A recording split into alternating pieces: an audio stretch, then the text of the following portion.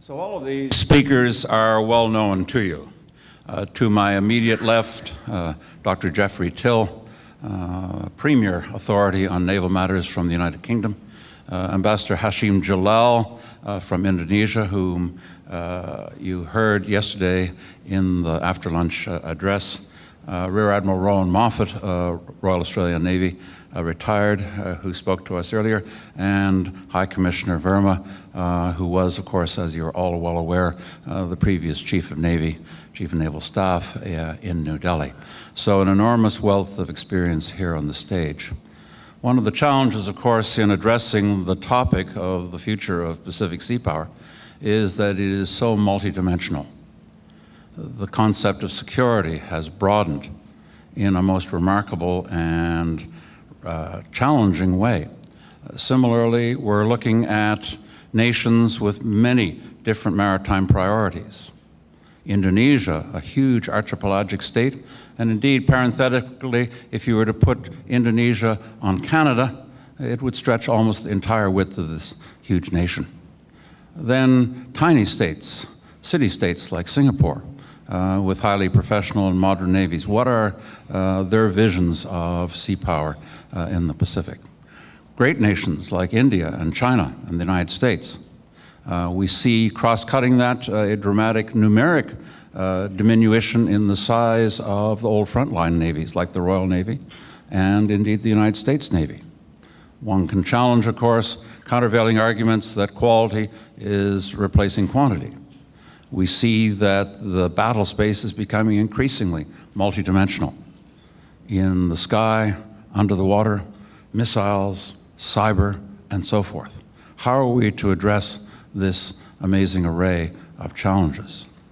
Let me begin by turning to Dr. Till and ask him in the first instance what he sees as the principal challenges in terms of planning a Navy of the future in an ocean like the Pacific. Jeff, please. Thanks very much, Jim. Initially, we were asked to sort of comment on ways in which sea power had changed in our careers. And when you've had one as long as I have, it's changed quite a lot, actually.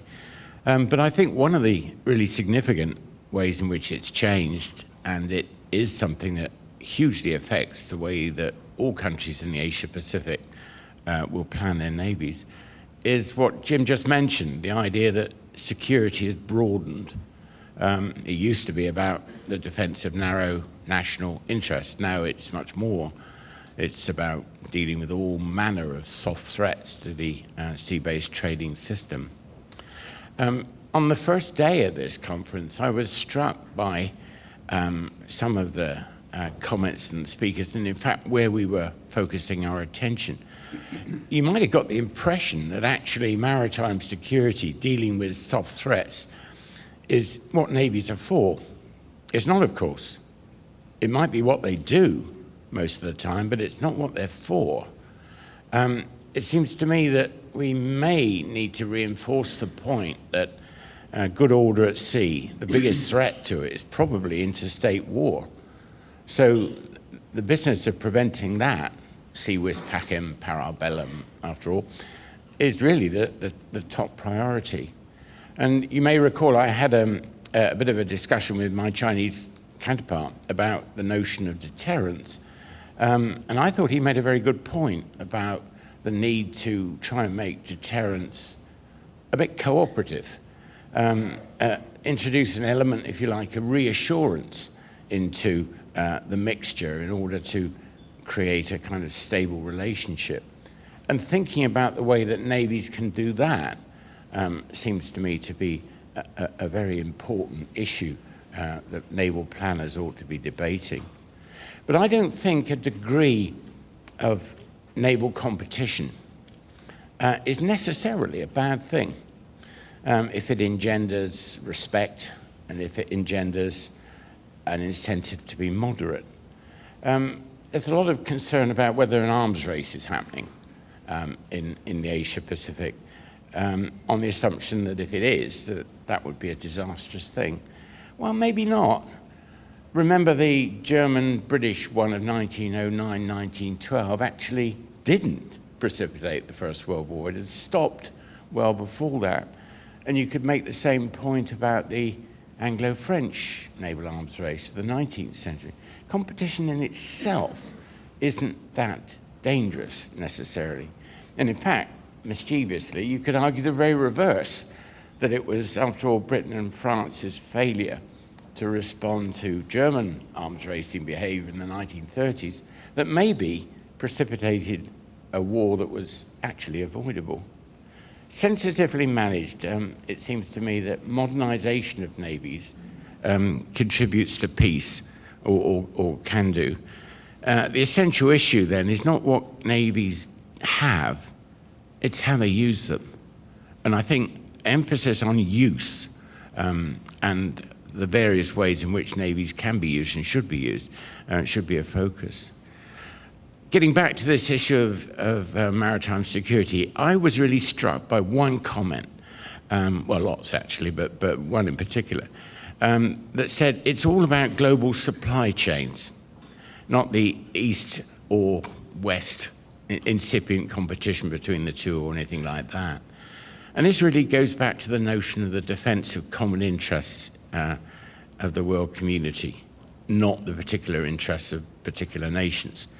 It takes us back to these lower intensity, softer issues of security that we talked about quite a lot, illegal fishing, piracy, that sort of thing.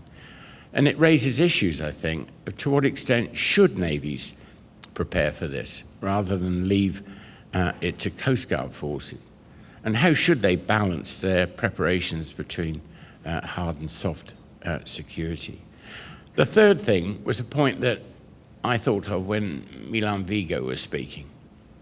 I'm building on a suggestion that he made, that maybe we need a coherent theory about maritime security that focuses at the soft end rather than at the hard end of naval tasks. We all know that piracy, for example, takes very different forms in West Africa, off Somalia, or in the Straits of Malacca. But how is it possible to think of a way to prepare for something like that without specific reference to a particular place? In other words, to create a kind of theory about how we should approach maritime security. I think Milan's suggestion that we should think about things like that was well worth taking up.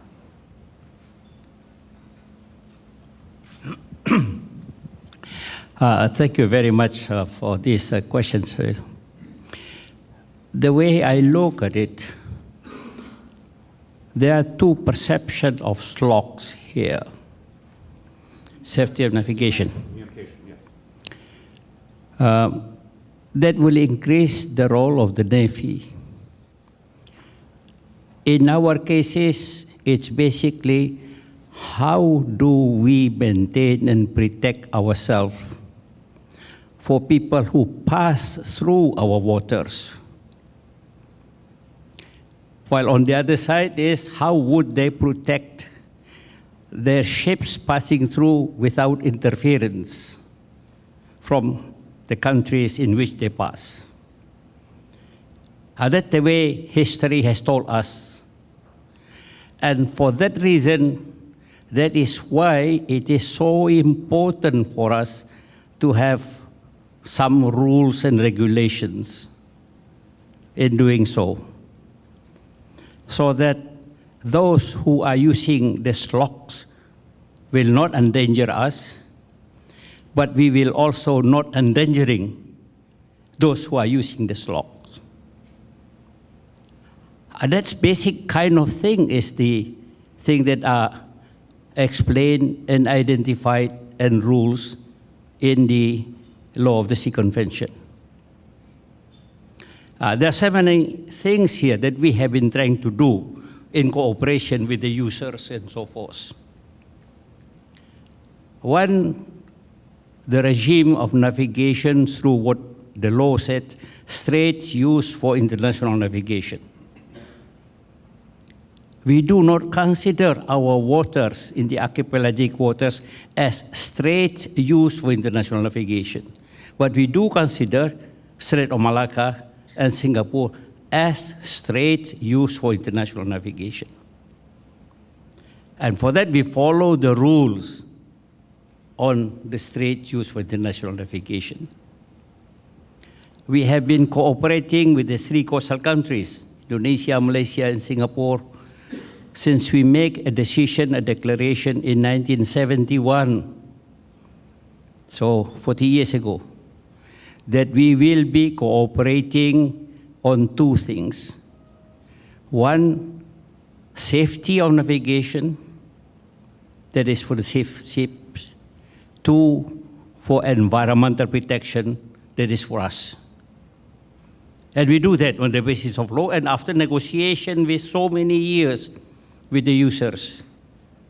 Particularly at the time, Japan, for instance, has been very cooperating with us on that one. And all kind of mechanism has been established, including among ourselves, for instance, joint patrol with Singapore and so forth, regulation of hot pursuits, for instance, and so forth. And we even established all kind of policies with the cooperation of IMO, like establishing traffic separation scheme there, conducting navigational survey and so forth. So that is one part of it. We are cooperating, but we do like to see others are not endangering us while they are passing, either security or environment or resources.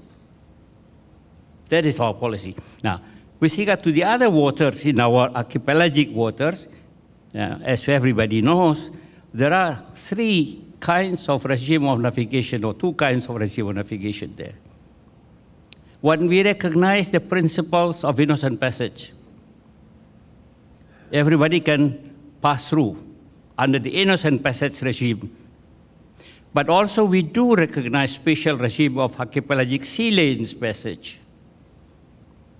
so that we assure ourselves that they are not endangering us while they're passing. There are certainly a lot of rules on this archipelagic sea lanes passage, and we talk about it, we negotiated about it. For years we talked with the US, with the Japan and everyone, and later on we even brought up also to the discussion in IMO, until finally we already reached a lot of rules on that one that I personally, and has been written a lot on this one and published a lot in international publication, what I would like to call 19 rules. There are 19 rules already that we agreed with the maritime powers if they are passing through. And we respect that. And we put that into our legislation. There are Indonesian rules already on this kind of navigation. So we're trying to make it a win-win kind of situation. We are not preventing people from through, but they also should not endanger us. The Navy has a role there, not in preventing them passage, but in seeing that we follow the rules and they follow the rules. And therefore, there is a possibility, and there is always a discussion in Indonesia, how do we increase the capacity of monitoring, the capacity of surveillance, the capacity of controlling those who are passing through, do not violate those 19 rules, and so forth. So the basic question is, I think, we see the more roles for law enforcement kind of things, the more role for protecting safety and security things at sea, and of course more role for the defense of the country in that context. Thank you. Jeff alluded to an issue that we've not really addressed, and that's the appearance in increasing numbers of Coast Guard vessels in Asian waters. Not to mention, as a sidebar, the increased utilization of fishing fleets, in some cases as proxies, in encounters at sea. And it brings me back to the issue that our Chinese colleague yesterday morning, a term that he used which was, to me, curiously contradictory, and that was cooperative compellence.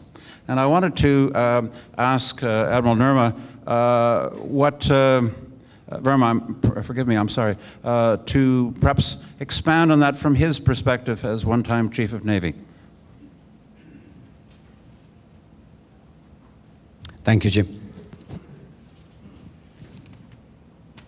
In fact, the initial comment which was made by Professor Till seemed to say that he seemed to find the use of the term cooperative deterrence in order.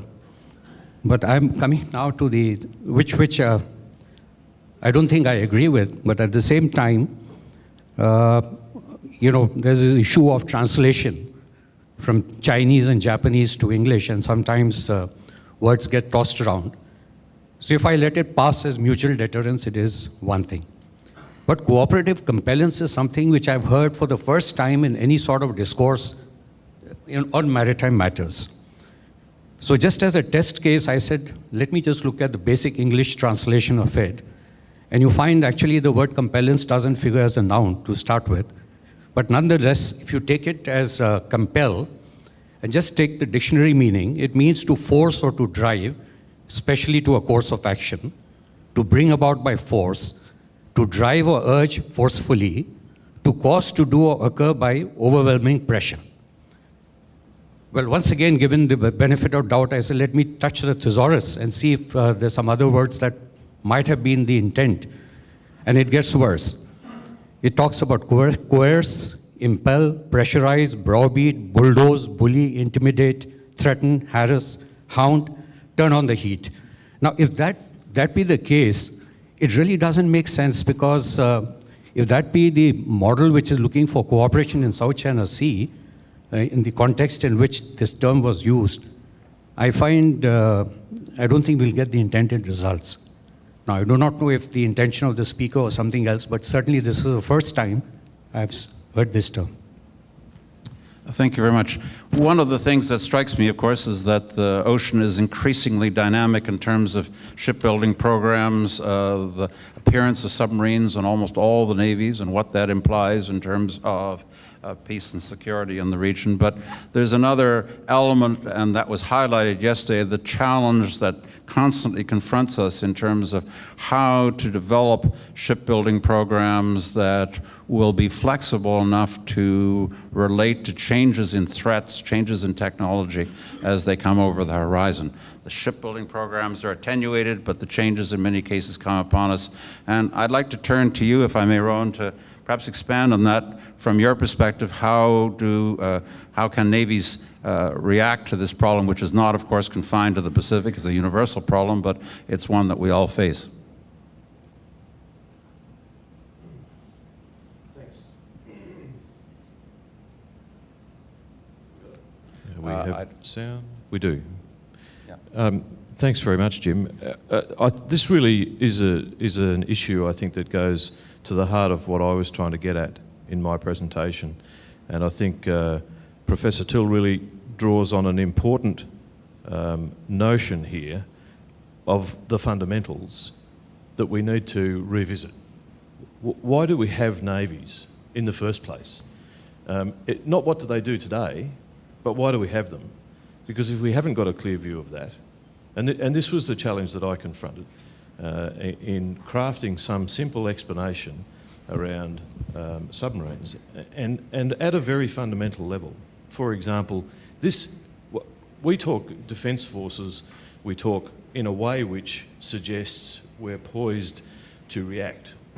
Well, and that's fine, but this is about, and I agree with Professor Till, this is about state-on-state war, and a part of our concept of war must contain an offensive element, and submarines are offensive, especially conventional submarines. They are inherently and explicitly offensive. So that's the first thing I think we have to understand in crafting our programs. What are we here for? And submarines are a great example of that, I think, because they are so expensive and so difficult that we should never be contemplating doing them for trivial reasons. And I was very struck in a conversation not all that long ago with a European Chief of Navy who presided over a submarine force at the glee that he was expressing, having discovered a mission for his submarine so that he could argue for a replacement. And it was counter-piracy, and I thought, I don't think this hits the mark, really. If I was a decision-making politician, I don't think you'd be convincing me, frankly. So this is one of the fundamentals, I think, that I was getting at in my presentation. And I think there are some important things that flow from that, and also from Professor Till's comment about the very significant change which has occurred in naval forces across his career, and indeed mine. Driven by a number of things, not least geostrategic changes around the world, particularly at sea, but also, as we all know, technology. And that creates a number of challenges for industrial programs, particularly in countries like Australia and equally Canada, where we have always struggled, probably will always struggle if we stick with the same paradigm, to run programs that keep us in practice. And you can't stay in practice if you're not practicing. And if you're stopping and starting all the time with your industrial programs, what you will inevitably end up with is nobody knows what they're doing, because no one's done it before. Everybody's doing everything for the first time. And that's pretty much the air warfare destroyer program, frankly. We didn't have people who knew what they were doing. So the importance of crafting programs that have two key elements industrially, I think, is something that we need to devote a lot of time and effort to. And those two key elements are these. The programs have to be crafted in a way which recognises the pace of change of technology. And I was very interested by the comment made yesterday by our bureaucratic pensioner, ex-bureaucrat pensioner, around Canadian programs where this is what you can have and that's the money for it, but technology's changed, can we put this thing in? No, you can't. Well, we have to. We have to do that. So we have to be smarter about crafting the program. And there are innovative ways, I think, if we think about it, that we could do that. We don't make decisions about the fastest moving stuff in a technological sense until the time has come that we absolutely have to make that decision. We don't make them at the beginning of a program, we make them on the way through the program, which means you've got to craft the program at the beginning that takes into account the long-term stuff and makes provision for the shorter-term stuff. That's not how we craft our programs at the moment. We have to craft programs in a way and perhaps accept some cost associated with crafting them in the way that allows us to sustain our capabilities for executing successful industrial programs. And that's not achieved by doing as we do, and I suspect you'll find you've done, building up the industry, building on a greenfield site a shipyard to build submarines, building 6 submarines, and looking around for something to do because there's no follow-ons, and there never was going to be any follow-ons that was going to sustain that program. And this brings you to the notion of critical mass. Where is the critical mass that allows you to run less continuous shipbuilding programs to stay in practice, if that's what meets the strategic need that your nation has? And I think we can, I think that's another key issue associated with this question. What is our key strategic need here? What is it we want to do in our nation for defence policy, security policy reasons that have flowing from them industrial policy implications? And I think quite often, I know certainly in Australia, we find that industrial policy settings are put in place in advance of any comprehension of security policy outcomes from those. And I think that's the cart and the horse the wrong way around. I think a pretty well-established phenomenon that you start with assets and then try to find the threat and don't work backwards. But and that being the case, let me come back to Admiral Verma. And what is your experience, sir, in the sense that the Indian Navy is engaged in a robust program of expansion, and submarines, of course, figure as a key element in that. How do you see the phenomenon that Rowan has just described? Before I comment on that, I'd just like to go back to what Professor Till had talked about. The impression I got was that he had a feeling that navies seem to be concentrating on building platforms for non-traditional threats. Did I get that right? I would like to slightly differ on that. I think navies build a navy or build ships to basically fight the war that they have to fight. And it's not that the traditional war at sea has been sort of put aside. It's a question of affordability, and the non-traditional threats cannot be overlooked completely. Same time, you don't need an axe to swat a mosquito. And that's the reason why we have a large number of platforms coming into navies for the non-traditional threats. I remember former First Sea Lord, I'm not sure whether it was Jonathan Band or somebody else, who said quantity has its own logic. And that's something we need to keep in mind. It doesn't make sense to use $1 billion air defense destroyer to carry out anti-piracy role of Somalia. Now coming to this aspect of building a navy, I would say that in my time in Ottawa, and plus during the discussions we've had over the last 2 days, the question that seems to be asked within Canada is, should we build in Canada? And my views have been asked about, since the Indian Navy seems to be on a good growth path. So I thought I'll share a few views about how we've gone about it. One thing that was set up in the Indian Navy long time back in 1950 was a ship design bureau. It was built on the pattern of Royal Navy, the Bath works that they had, the engineering, the naval architects over there.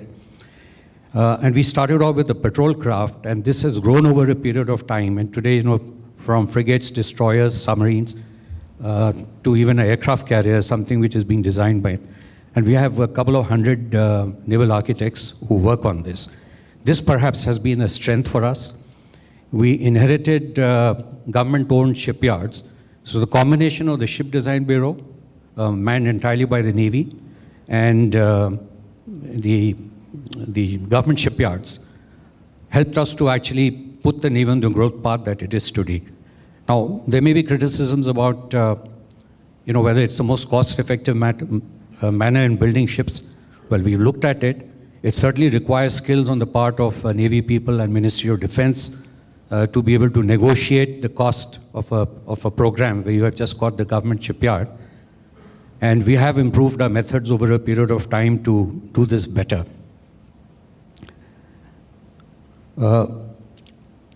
This aspect came in that sometimes during the discussions yesterday, that there are modifications brought in and the cost goes up. Now this is something also, we've also been through it, and we have improved over a period of time. And we, in fact, when we take the initial government approval, a certain amount is laid out for modifications. Firstly, of course, we try and build a ship define it as completely as possible. But for a first of class, this amount is slightly more. For follow-on ships, it's much lesser. We are able to actually keep a series production going because we have that number of orders required. But certainly, I think it's going to be a huge problem for a yard which builds something and then you find the orders are not coming their way. I think perhaps in the Canadian scene, they could consider a public-private partnership in these yards to get over it, because I wouldn't recommend for a government shipyard, it won't be perhaps possible also. Yesterday a mention was made about building a hull elsewhere. It could be considered if it fits into the scheme of things that Canada would like to follow. Now in our case, we are also going in now, our private shipyards have come up, and certainly for the non-weapon platforms, we are using them. And it's a matter of time when we will use them for weapon platforms as well. We have to get more better system of contracting as far as private yards are concerned, because once you give an order, you sneeze and you are charged for it, which doesn't happen with the government shipyard. And I feel if these things are put in place, then we should be able to get over some of these. It's also been seen where you find that the orders don't have the critical mass. Then you see the European frigate program, where the navies have come together to define a frigate QR. Well, that's another model that could be looked at. In our case, in a nutshell, I think the strength has been the ship design bureau that we have, which makes the designs short of the detailed production drawings which are done at the shipyard level. And those themselves are being outsourced to certain companies, Indian companies, which make out the detailed production drawings. There's constant consultation between our ship design bureau and the shipyard in terms of improvements as we go along, and certainly something which is manageable within the cost is done at no extra cost, and in other cases, like I said, the cost for modifications. Thank you. Jeff, your name has been taken in vain, I think, so I turn to you for a rejoinder. Yeah, I'm not sure it's a rejoinder because I think we're agreeing, actually. I think I would emphasize the point that these days, probably the worst threat confronting maritime security, the worst thing that could happen, the biggest danger to the sea-based trading system on which we all depend, is actually interstate war. And therefore, the prevention of that has to be the top priority, the first thing that navies do. It's their basic national duty. But when they're fairly confident that the contribution they make to that is sufficient, they can then turn to other things. And the other things include all of the soft areas of maritime security that we talked about. And then I think as far as most nations are concerned, what's really at issue is the cost-effective question of who best to do it. Is it navies, whose primary duty is something else, or is it coast guards, who have the capacity to focus on that? I think the answer to that basic balance depends hugely on a country's particular circumstances, on its constitution, on its geographic position, on the relative priority of the various threats it faces. I don't think there is an answer, an overall answer to that issue, but it's certainly an issue that needs to be thought about. And the notion which we've seen, we've seen in the RN, for example, of using a Type 45 air defense destroyer to deal with piracy off Somalia is frankly not a cost-effective solution. There are better ways of doing it, if at all possible. And all I'm actually saying is that this is an issue that really seriously needs to be thought about. I'm not advocating a particular answer to it, because I think the particularities of each country may well mandate a different solution. We heard from the Chileans yesterday, for example, of a navy in a particular geographic situation which has chosen to have a coast guard within its navy. We see in China a probably long overdue rationalization of Coast Guard agencies into a single agency, which probably will work a lot better than what has been the case up to now. And I think that's right and proper. That's the way to go. That's the way that countries make their individual minds up in a local situation as to how to balance their assets between these various kinds of threats. But I don't think we should be shy, or you should be shy, as Navy people, of actually reminding politicians and the public that actually your first and fundamental duty is the prevention of war. And that requires, of course, offensive capabilities as well as defensive ones.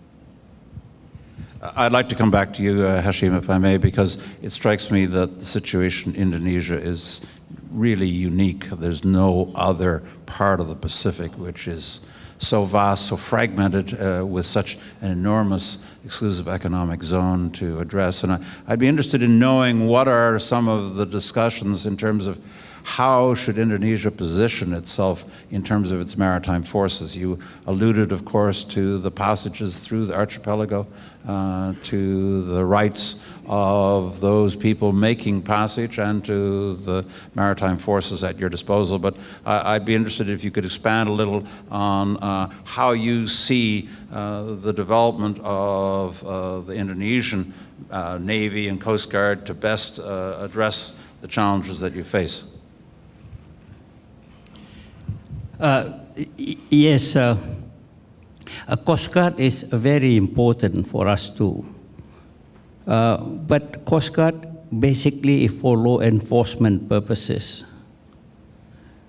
While in fact our problems is not only law enforcement but also defense purposes. You are talking about submarine, for instance. Everyone knows that Indonesian waters structurally are divided or consist of two components. The western part is with the shallow waters, and the eastern part is with the deeper waters. And the deeper part of the eastern part of Indonesia is probably less populous, much less populous than the western part. And the security over there is very different in nature than the security in the western part. Submarines are using great deal of the eastern deeper waters. Our Coast Guard may not be in the position to take care of that. That would be a requirement for the increase of the capacity, how to deal with that issues. You may be surprised to find out, and I'm surprised, that Indonesian submarines, for instance, up to this moment, we only have 2.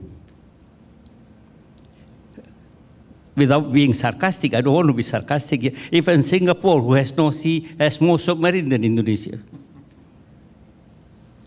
That is why there is a need to increase capacity in these particular cases.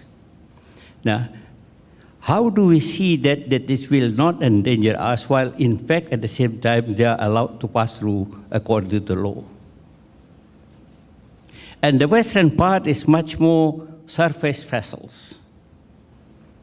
Now, we have the rules already adopted and discussed with everyone of the sea lanes rule, that they will not go out beyond a certain distance from the axis.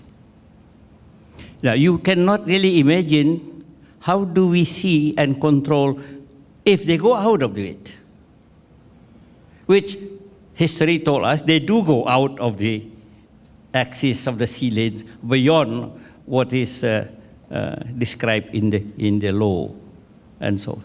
That is not a Coast Guard purpose. Coast Guard may be more important for smuggling, more important for people movement, maybe more important for sanitary control and things like that. For this kind of purpose, it's a naval job, basically, to me.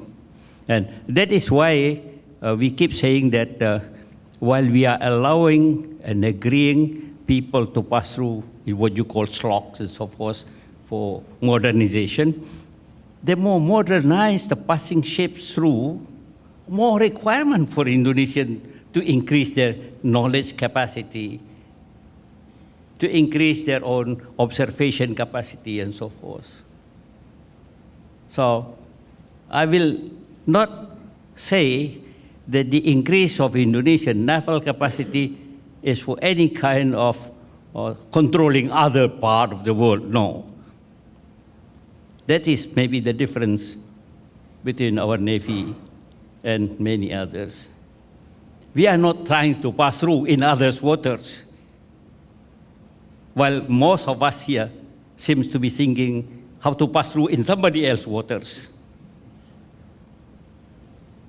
I guess that I'm saying it very frankly and very straightforward. Now, who is going to do this? I said yesterday, the other day, we are in the crossroad of this passing through.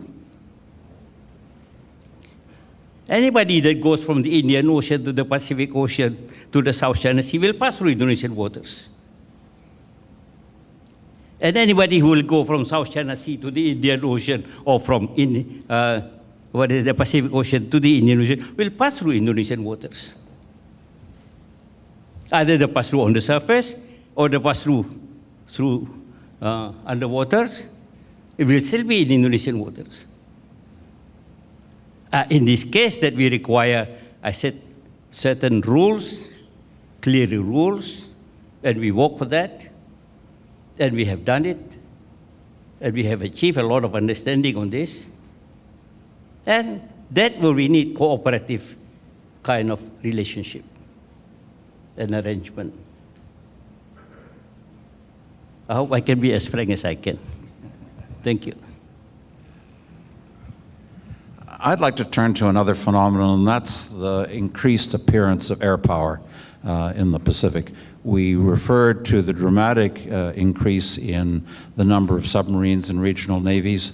You referred a moment ago, Hasjim, to Singapore, the Vietnamese with their kilos coming online, an active program in China, in Japan, South Korea, a proposed program in Australia, as we've already seen. But one of the features of the region pardon me, is the appearance of air power in the form of obviously the Liaoning and of course your own program in India with the refurbished Russian carrier and an indigenous program.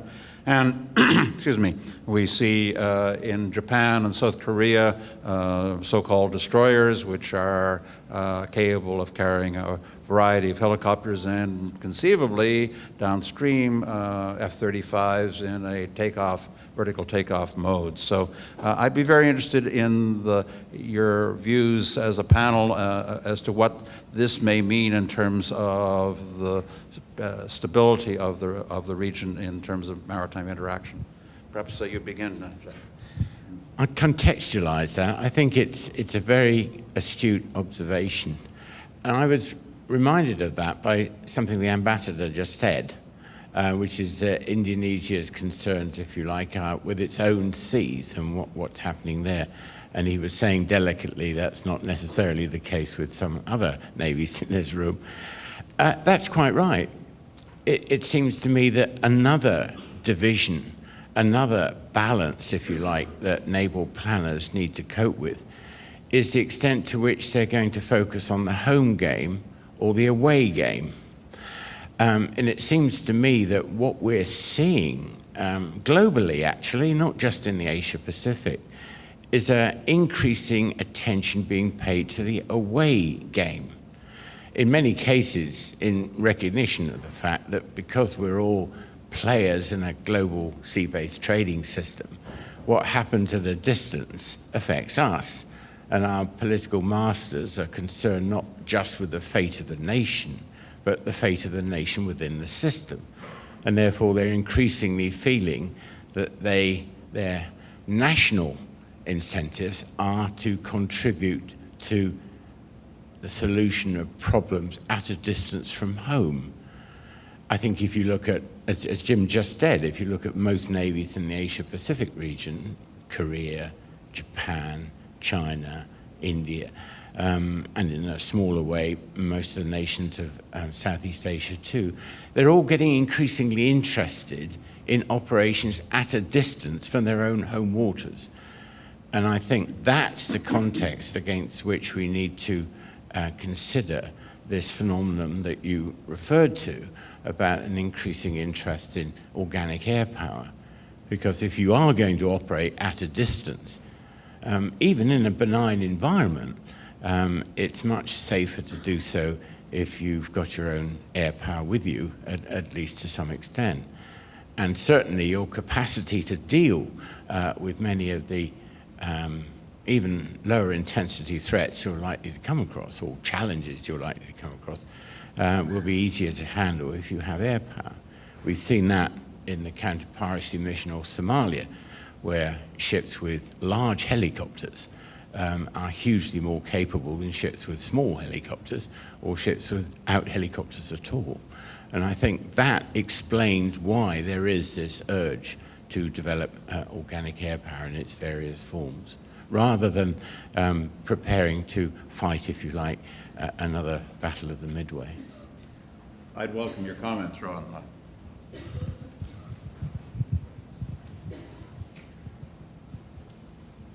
Look, I absolutely agree with you, and I'll add, I guess, one comment to it, and that is that the addition of air power, even in relatively small amounts, organic air power in relatively small amounts, complicates the calculus enormously of any potential adversary, unquestionably so.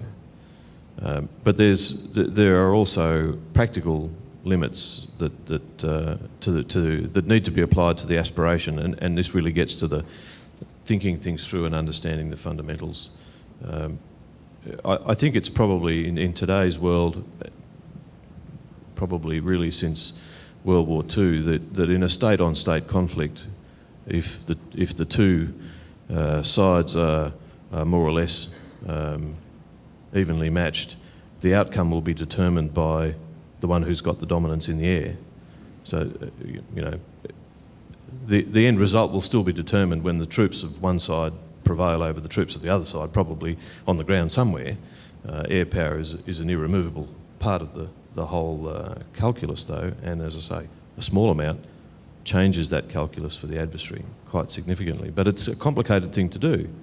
And understanding the fundamentals of why you exist leads you to okay, well, what's the right sort of air power to have? Are we talking about, and my I think, comments about the Battle of the Atlantic, are we talking about ASW with a Battle of the Atlantic mindset, or are we talking about never having to do frigate-based ASW because there are no submarines, and we know that because we've fixed them first?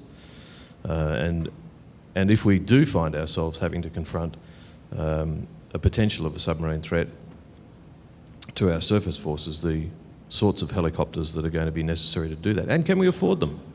Can we afford them in the numbers that we need to have them for it to actually make any sense? So the whole air power question in our region, particularly sea-based air power, is a critical one. Absolutely critical, and any cursory examination of a significant conflict in our region, from World War II through Korea and any others, air power is fundamental to the outcome, but it isn't necessarily the determinant of the outcome, as we saw in Vietnam, for example. Admiral?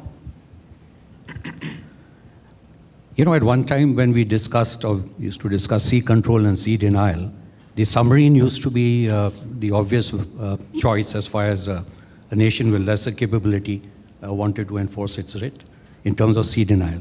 A new platform that has come, which is very capable, which does somewhat a similar function, is a maritime reconnaissance aircraft with an air-to-surface missile.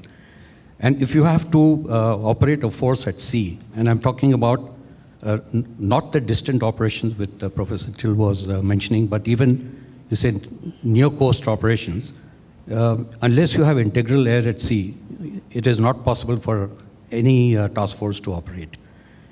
And I would say that this is what has prompted as far as the Indian aircraft carrier program is concerned.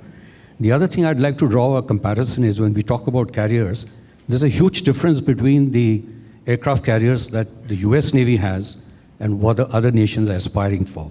The sort of firepower that it brings to bear in a shore attack, I'm talking about the US carrier battle group, I don't think can be matched with by other navies who operate carriers.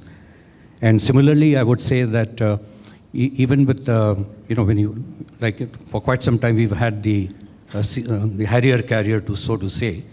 The sort of air power which we have embarked is okay for air defense, but in terms of actually taking on the enemy ashore, it has its limitations. The US aircraft carriers, I think, suffer no such limitations.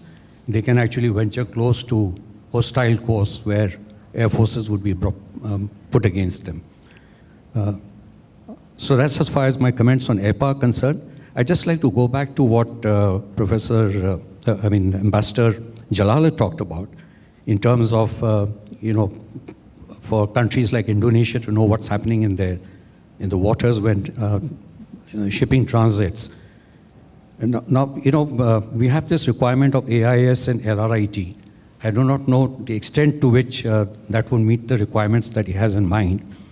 But this aspect of being able to monitor better, in one of this International Seapower Symposium in Newport, this was discussed, this issue, whether it is possible to have merchant ships reporting or we handle global shipping in a way, just the way that civil aviation is handled, where every aircraft which is flying from place A to B, the positions are known.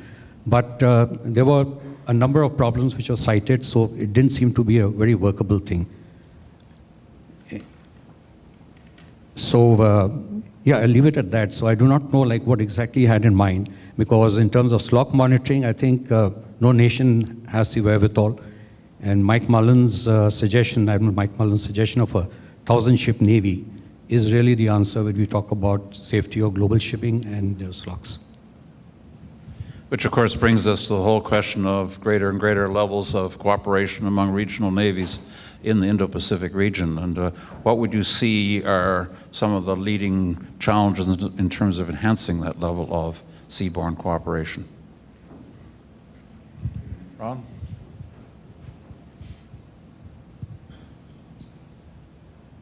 Well, I guess there's probably as many dimensions to that question as there are nations in the room or more.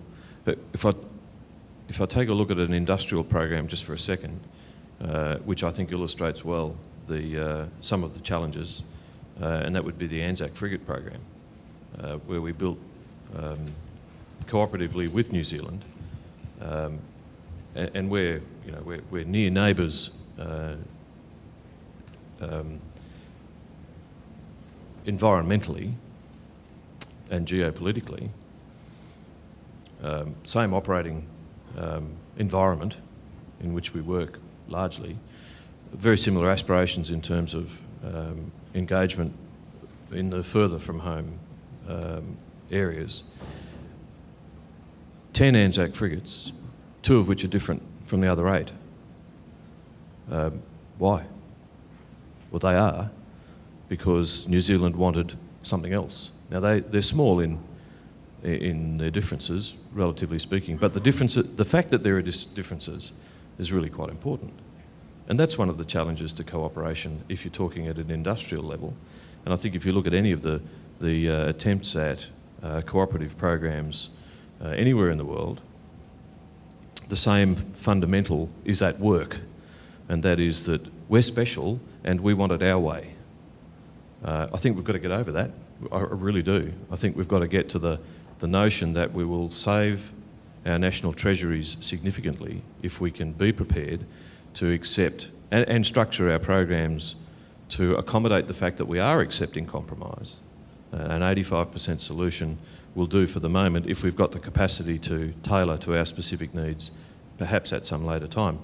So our programs produce products that have the space available for those adaptations, and we're not starting with no growth, no potential for alteration, those sorts of things. But I do think that the notion of we're special and we want it our way is damaging to us as navies in a cooperative sense in these industrial programs. There are obviously some occasions where the reasons for those differences are probably sound. But I cite the Anzac example because I don't think the reasons for the differences were sound. At another level, certainly challenges that we confront for greater cooperation are that the RAN is heavily committed to national security operations at home and abroad. The capacity for us to engage is essential to cooperation has been reduced significantly, and I don't know how busy the Canadian Navy or some others have been, but I know that when we look around for capacity to do engagement activities in the RAN today, we're strapped. We're flat out, and we've been flat out for a long time. And the consequence of that is that we don't know our neighbours as well as we used to in the days prior to the invasion of Kuwait, say. where we began what has turned into a 20-year commitment of a frigate to the Persian Gulf, or the Middle East more broadly. And an almost completely unbroken commitment. Well, it's only a frigate, but when you've only got 12, 20 years of a commitment to a very much away game drains an enormous amount of the Navy's capacity to do other things. And that's another significant challenge. If we're going to cooperate, we have to know one another and build the relationships that allow that cooperation to be effective. I think that's critical. And I think at another level too, that engagement that builds relationships becomes I think, absolutely essential two-way dialogue where each side listens equally to the other side with empathy and with compassion, and seeks to develop a deeper understanding, not just of the situation of our partners in cooperation, but much, much deeper than that, of culturally and all of those things. Let me turn to the last round of comments because we're almost at the end of this session, but it's a contrived distinction, I admit, to try to separate or disaggregate the Pacific and Indian Oceans from elsewhere, Atlantic and so on, but are there any elements in your minds, and I'll ask each of you to perhaps comment for a minute or two, that make Seapower in the Pacific unlike Seapower elsewhere, despite the universality of ships and the work that we do at sea? Jeff, please. That's a very interesting question. My initial instinct is to say what's happening in the Asia-Pacific region is the same, only more so. In other words, the sort of universals that I've been looking at for a long, long time are just that. They're universals. They're a sort of standard patterns of naval behavior and naval concerns that you can see all over the world. But what really distinguishes this region, I think, is the enormous extent to which those patterns are being invested in and are widely recognized. We've heard that the RAN is a bit strapped in terms of engagement. I think you could say that's really the case for most European navies these days, for just the same reason. And in comparison to that, the expansion of naval forces and Coast Guard forces in the Asia-Pacific region is a response to its economic dependence on the sea and the shift there has been in strategic weight between East and West. And I think what we're actually seeing is not a unusual, distinctive, or particularly novel set of ideas and aspirations emerging in this region, but frankly, what would have been recognized in many ways in Europe 100, 200 years ago. These are standard and universals. It's just that there are more of them, it seems to be, in the Asia-Pacific region. And this seems to me to be entirely understandable. I'm always conscious as an academic that there are always people who say, well, it's different this time. That actually there isn't one standard model of sea power. This is one of those standard questions that my students and other people's students around the world always get asked. Is there only a Western notion of sea power? Well, I don't think it's Western. I think it's just a notion of sea power. And what I see happening in this region is, if you like, an acceptance of the standard model happening, but at a faster rate than many of us expected and any of us have seen before in this region. Well, thank you very much. Looking into sea power in the Pacific as such, now I think there is an increasing link between sea power in the Pacific and in the Indian Ocean. It has been there before, but it is more now. That to me, why it is more important to have a rather safe passage through waters in between. That is why also why Indonesia, which is in between, are spending so much time to see that while these passages are not interrupted, yet at the same time they will not disturb us. And we spend so much time on that. And most of the experience to me indicated that whatever arrangement we have arrived at had been followed rather meticulously. That is our experience. There have been one or two cases that goes out of it, but I like to see it as an exception. For instance, warship travel while passing through outside of the sea lanes, for instance. That has taken place, but then I take it as a matter of exception. Generally, they have followed the rules that we have agreed and that we have already legislated. I can take a...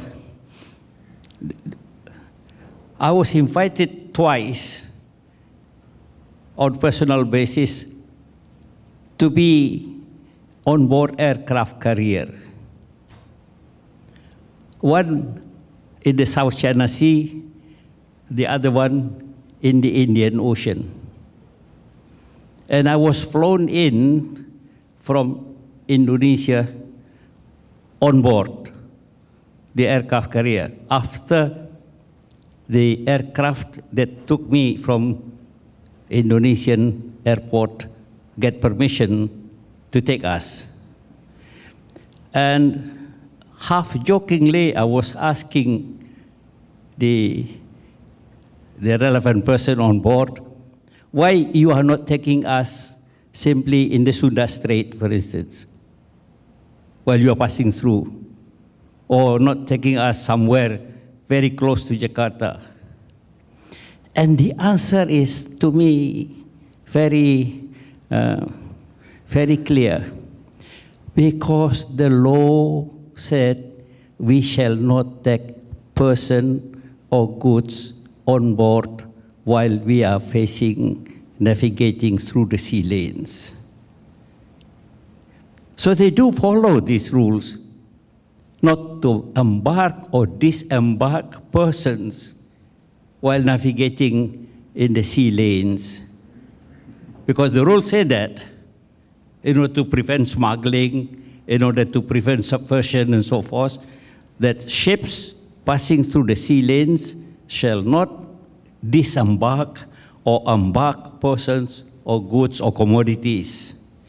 That's why I was told, maybe half jokingly, they took me and landed me on board the aircraft carrier in the Indian Ocean and in the South China Sea. So I like to think, of course, that when the rule is formulated by understanding and discussion, generally people follow it. That is why what I was saying all the time is, sometimes compromising is not a lose-lose situation. Compromising sometimes can be a win-win situation for everyone. While we are insisting on following the rules also must be commonly accepted. And for that, negotiation is important.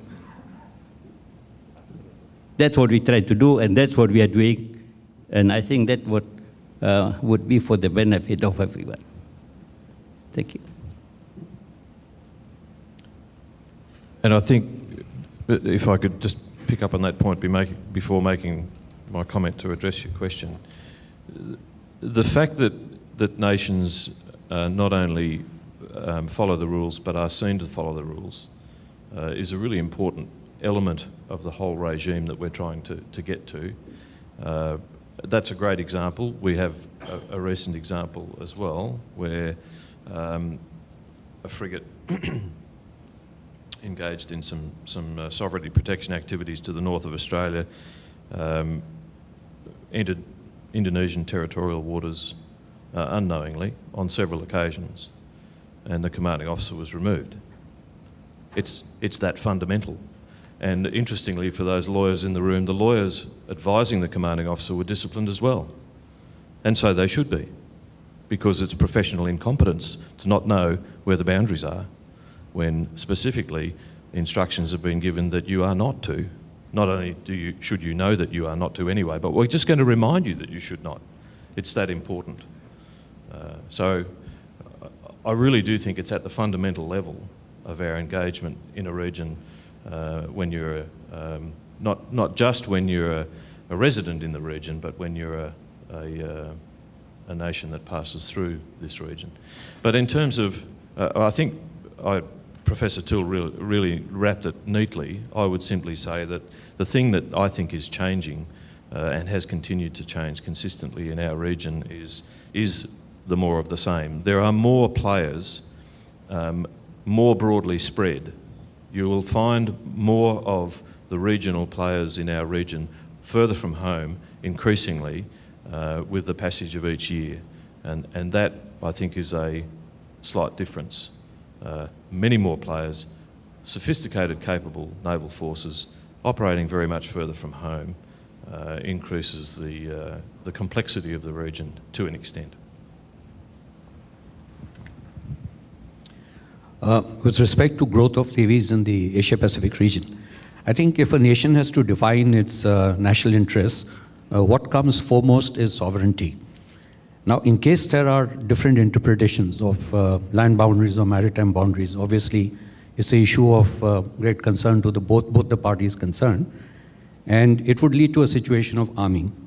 And that explains perhaps, and arming would be whatever it takes to achieve the task, and of course the nation should be able to afford it. So that would explain some of the growth of navies that have taken place in this region.